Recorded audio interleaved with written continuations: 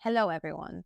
Welcome to the Joyling. My name is Julia, and like every other Friday, I'm bringing on a special guest to talk about joy. And today, I'm talking with Michaela. She's a founder of Fit Treat company that's specializing in making proteins bar. She's obsessed with food in the healthier version. She's a mom to little bunny that brings her a lot of joy and so much more. Hi, Michaela. Hi. I'm so happy that we are doing this together. Yeah, I'm so happy to be here. Thank you for inviting me. We usually start with a question. What is your definition of joy? To me, joy is a state of being that we all are, like natural state of being, I would say. I believe that we all are basically joy, but sometimes we are not in touch with that joy when we are, for example, overthinking or when we are seeing things from a negative standpoint or, whatever, like flow of life, all the challenges. But when we are truly in touch with ourselves, I believe that we are literally joy, that this is the natural state of being. And that is also the reason why we feel so energized and why it feels so great to be joyful, because that's who we are. Oh, I love that. Have you watched this movie Inside Out? No, I haven't. Okay, but basically, the first scene when this little girl is being born, there was this first emotion, right, coming into her mind, and it's joy. Well, that this is the reason why kids are called a bundle of joy, because that's what they are made of, right? That's their natural state. And yeah, you're right. That as we progress and the life happens, like this being covered by other things. Exactly. Yeah. Love that. Exactly. Love that. This is so cool that every definition is different and absolutely love yours. What brings you joy? Hmm. That's the thing. Like, I do believe that we are joy, right? So it cannot, like, something outside can't really bring me joy. I have to bring myself joy. That's how I see it. Like, when I get in touch with that joy is when I'm truly present and I enjoy life. I just appreciate little things, for example. So I'm not somewhere else. I'm not in the future. I'm not in the past. I'm right here and I'm just appreciating the moment. This could be, for example, doing the simple things in life, creating my food and being very present with it. It could be listening to good music. It could be spending time with my partner, with my friends. It can be spending time with my bunny, and learning about animals. And yeah, there's just so many things. But I do believe that basically when I'm present and when I'm really present with what I'm doing, it could be also dancing because it's also what I do. That's when the joy can really shine through and I can really feel it in my heart. No, I love that. Okay, so this perspective is definitely not a standard. Let's put it like this, right? So I'm wondering, how did you get there? How did you get here? Oh, wow, that's a really complex question. I think it's been such a journey.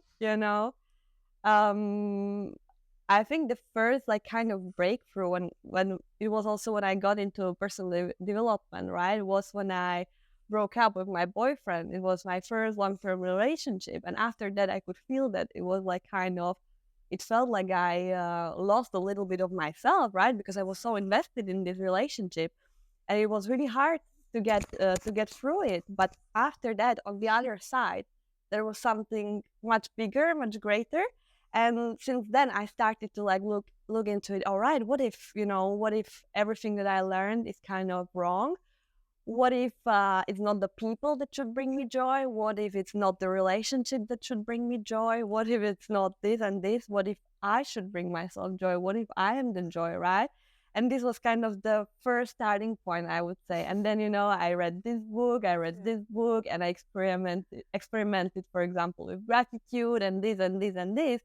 And as I went with all the practices, I kind of discovered that it is truly me, that it's always been me and that the joy was always within, but I was taught something else and it was covered up by other things, other people. Yeah, so it was quite a journey. Yeah, but I'm super grateful to be at this point. And right now, my biggest teacher, I would say, is Eckhart Tolle, and I'm learning a lot from him also on this topic and about being present and kind of get in touch with the true joy that we truly are. Yeah. I love that. And also, I remember because you messaged me, right, and our other friend to come to your house, and you said what happened, and since then I've been just witnessing your change. And there is, I think, one thing that you are proof of, that it doesn't matter if you are a decade into personal growth and development. It doesn't matter if you are a month or two. The time doesn't matter. It's all about the work that you put in and how quickly the things will click in your mind, because I think you went like in the amazing speed through all of the concept, and you applied it. So it was just amazing to witness it. It was just wow. Yeah, it's so cool that we can inspire one another and just keep growing together. So I absolutely love that, and I'm grateful for it as well. And actually, what you said, something that when your first long-term relationship ended, you felt like you lost a part of yourself, right? And I think there is a lot of narrative from the society when you are a woman that your joy or your happiness is depending on being in a relationship, right? Yeah. Because I felt like it was a lot in my life of this, not anymore, but before, Yeah, definitely. I do believe that we are really conditioned to kind of, find someone who completes us, who is, for example, responsible for our needs, who is supposed to act the way we want them to act and sing what we want to sing and all this, right? Like I've been witnessing also, like in my life, the relationship, with my parents, it was not the perfect relationship for sure. So I had no idea, I went out there having no idea what a true relationship can look like. And now I'm learning it, I'm really learning how to, be my best self, and that the relationship is not there to complete me. It's just something like the cherry on top, you are like, I'm the happiness, I'm the joy.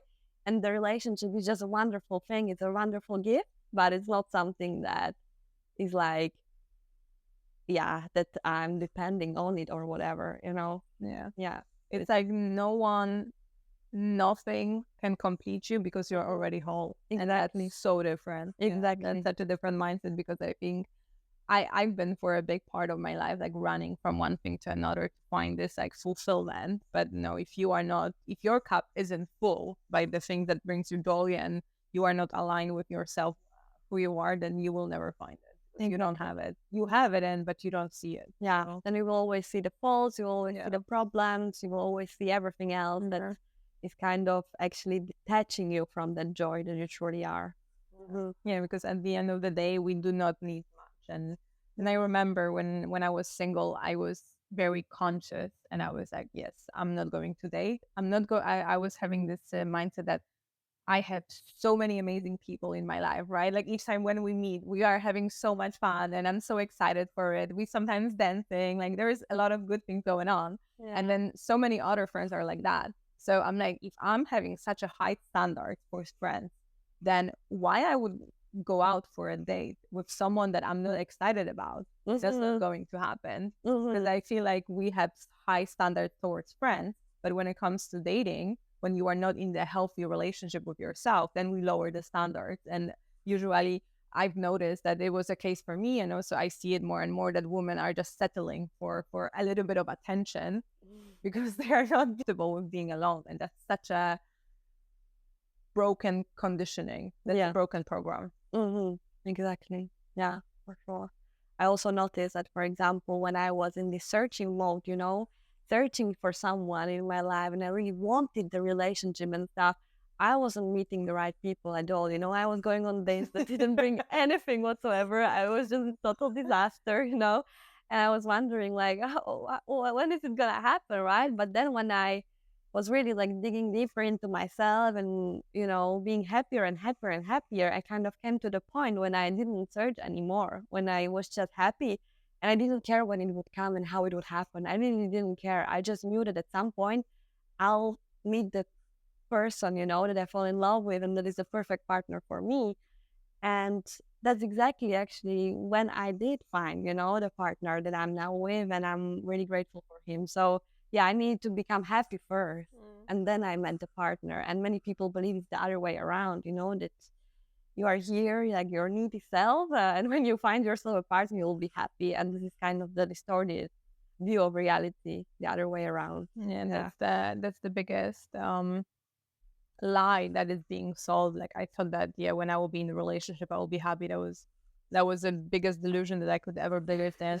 But there is the saying that you should never go hungry shopping, and you should never like go hungry to find relationship. Just fill yourself with love to yourself, and then it will happen. Yeah, exactly. So if somebody is potentially interested, right, in getting, I think potentially, of course, interested in becoming more joyful, like have this more lightness and playfulness into life, and maybe they are in the place where you were, let's say 5 years ago, what would be the first step? Let's think about it one, because my first step, maybe what I did, isn't the best first step. That's why I have to really think it through. But I do think that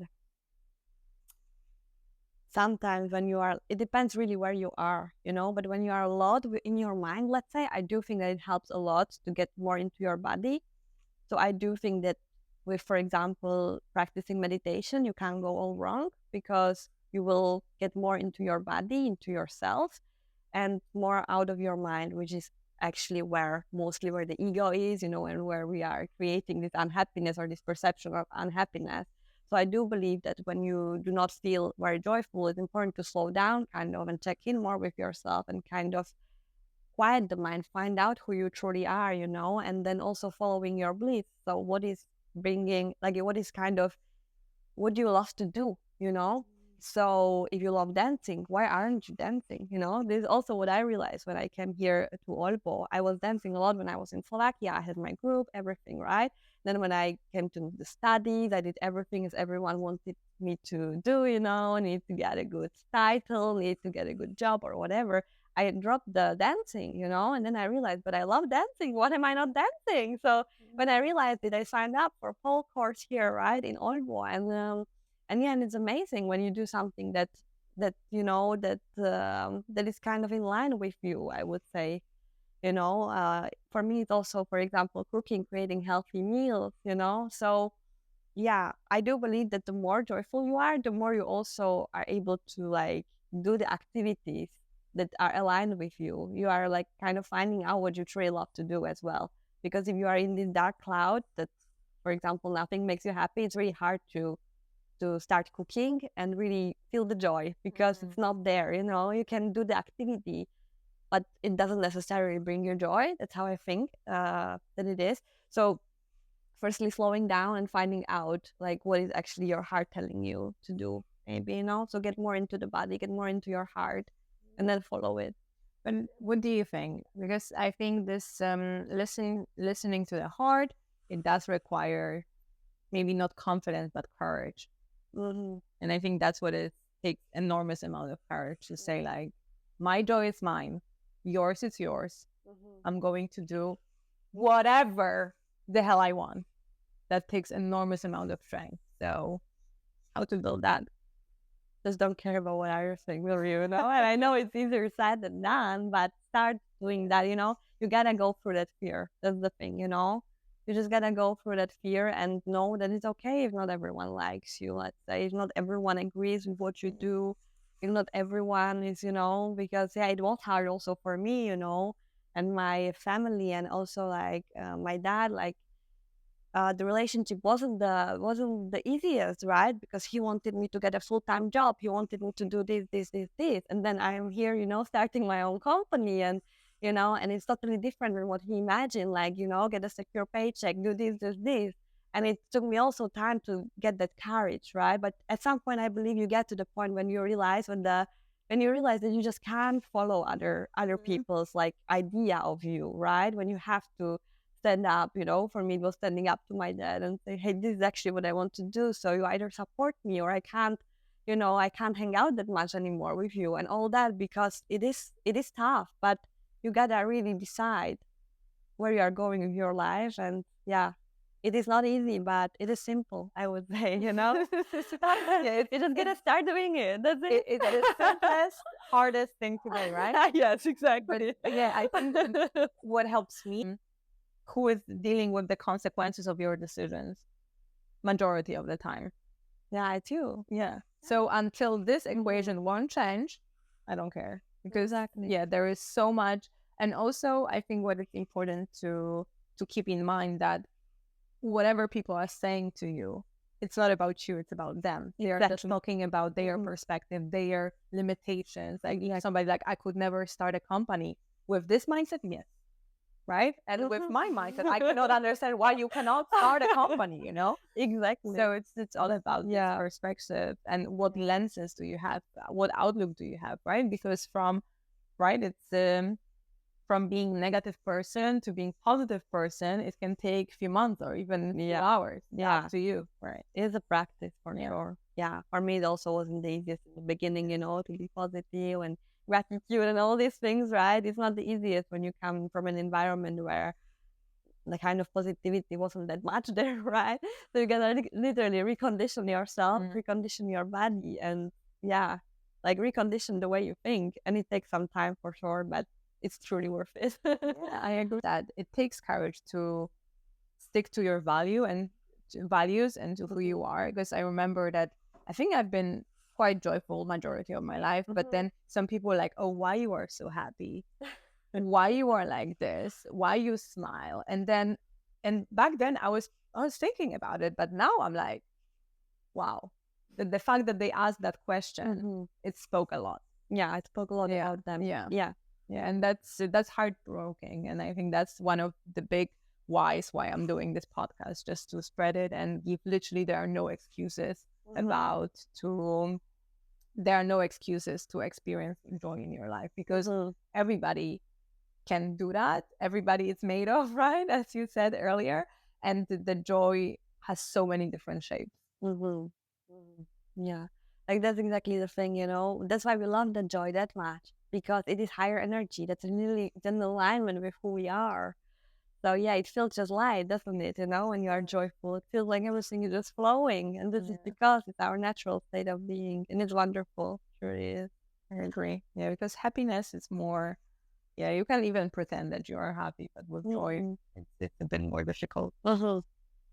It would be a task, like one task for someone to do to become more joyful. I would say meditation. If I have to pick one, that's even meditation. How do they start? Very simple. It needs to be practical. Imagine, you just sit half an hour back straight. No, I would start with a shorter one. I would start totally, like it depends. Some people prefer guided meditation and some not, you know. It depends all of what time you want to spend on it and stuff. I started with guided. It kind of kept me motivated, kept me, you know, showing up. And I started it with Dr. Joe Dispenza, and he has some long meditation and he has also some shorter ones. But I think that the shortest of his is probably 15 minutes, you know, so it is a little bit. So it really depends. So if you would like some guidance, I would definitely say Dr. Joe Dispenza, find maybe changing boxes meditation. That meditation takes like 15 minutes or something, and it is really like getting to the point, like getting into your body and then kind of imagining your life without the problem that you right now perceive. So you have to get kind of out of your box and into the box where the problem is not anymore, right? So it can kind of help to realize, oh, okay, there's not only the reality that I see, there might be something outside of that box. So that could be one suggestion. And then if you would prefer something shorter and like by yourself, then I would just say every morning when you wake up, just sit for 5 minutes and just really focus either on your breath, on your body, and or your surroundings. Just kind of open your attention, you know. It's like kind of taking, it could be like imagine as when you are taking a shot, you know, of a view. You're not focusing on one thing, one particular thing, you know. I don't see really this flower, but I want to take the whole shot. So I'm kind of focusing broad, right? So this could be also just like broadening kind of your perspective and just sitting like that for 5 minutes, observing your thoughts. Meditation is not about stopping your thoughts. That is like the big, I think, misperception that people are like, but I can't stop thinking, you know, and the thoughts are always coming. Let them come. That's totally fine. It's just important that you don't get lost in them. You know, you can just see the thoughts, and the more you kind of find yourself that, oh, I'm thinking now. Oh, okay, this was just thought. the more you kind of become present. It's just about that, not getting kind of lost that 30 minutes later you don't know where you were because you were in the future or in the past, you know. That's just what meditation truly is, just kind of finding the present moment and seeing your thoughts. It's not necessarily about stopping them. So yeah, that would be like the practical step I would for sure recommend, because that transformed my life the most, I would say. Wow, I really have to try this changing boxing meditation. And if I will find it on YouTube, I will include it in the show notes for you guys. And yeah, so there was one thing that you're really passionate about this years, I think now, if you want to share about it. One thing? No, the one that you work a lot about now. But yeah, it's basically Fit Treat, right? It's been like kind of a dream of mine for a while. Like I wanted my own company for a long time, but yeah, I've been raised in a family and a society where it's not so normal to kind of start your own company. And now I finally found the courage to really go for it, you know, and to start it. And it's a protein bar company. And because I'm super passionate about creating healthy food. And actually, I want to correct myself. It's not really a protein bar company. My first product is a protein bar, but I do believe it's going to be a company of like healthy treats. So it can be anything. It could be cakes in the future. It could be delicious spreads. It could be anything. So it's open. But for now, it's protein bars that are totally natural without all the additives, because I do see that I'm also a personal trainer. You know, I have so many things. But yeah, I do see that in the fitness industry, you know, it became a lot about fitness, but it's not so much about health anymore. Mm-hmm. And this is what I want to bring more to the world, like fitness and health together. So we do not care just about calories and 0 calories and that, but actually nourishing our body, like bringing this, you know, self-love into the way we nourish ourselves. So this is what I'm currently doing. And I started like 4 months ago, and it's going really well. Like I just see that you gotta get into it, step into it, start, and then the doors are opening. You know, in the beginning, I had no idea. I had no idea what to do, like how to start. You know, regulations in Denmark for food industry are super like also strict, and there's so many things that can go wrong. But I just needed to start, and then I attracted the right person. I attracted this, you know, and it's just kind of opening up. You just gotta go into the tunnel, and you know, the way out will be there. So thank you so much for this, and how somebody can find you, how they can buy your bars and watch you follow your journey. Well, if they are in Denmark, I would definitely recommend checking our Fit Treat official Instagram. Maybe I don't know if you can write it. Yeah, I will write it. Yeah. You know. And if they are interested in my own Instagram, that it's Michaela Carys, they can also find it. If they're interested in bunnies, then Poppy the Funny Bunny is the place to go, because I'm also a bunny mom who loves fun and and animals. So yeah. I love that. Wow, I love that. All right. So you have all the places to check it out. They're all underneath in the show notes. So yeah, just see you next Tuesday or on next Friday for another interview.